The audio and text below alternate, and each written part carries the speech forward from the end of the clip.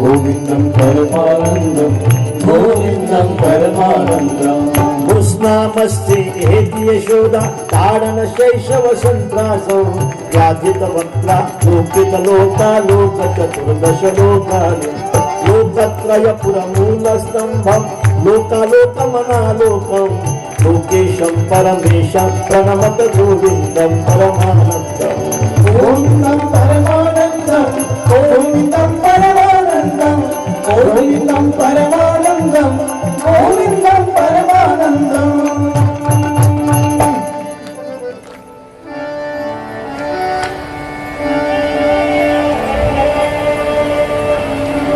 लक्षात आलं मी कशासाठी सांगितलं?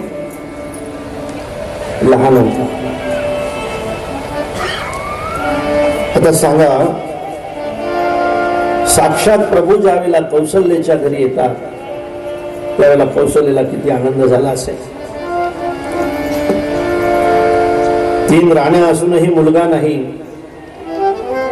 पण तो मुलगा जर आला असेल, 4 मुलं जर आले असतील तर राजवाड्यामध्ये काय आनंद असेल.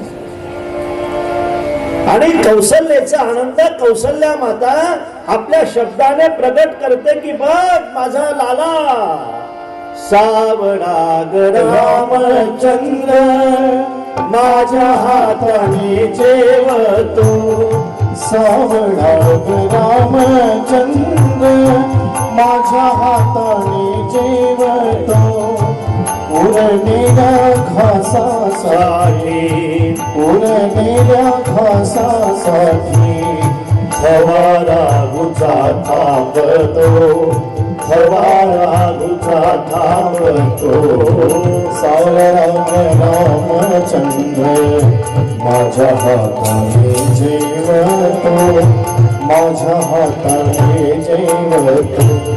सावळा रामचंद्र माझ्या मांडीवर राहतो. सावळा रामचंद्र माझ्या मांडीवर राहतो. अष्टगंधाचा सुवास अष्टगंधाचा सुवास निळ्या गमळाला येतो निळ्या गमळाला येतो. सावळा रामचंद्र माझ्या हाताने जेवतो माझ्या हाताने जेवतो.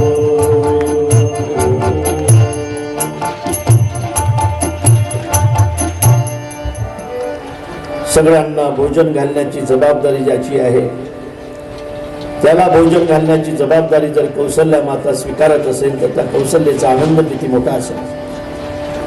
आता लहान आहे खरं म्हणजे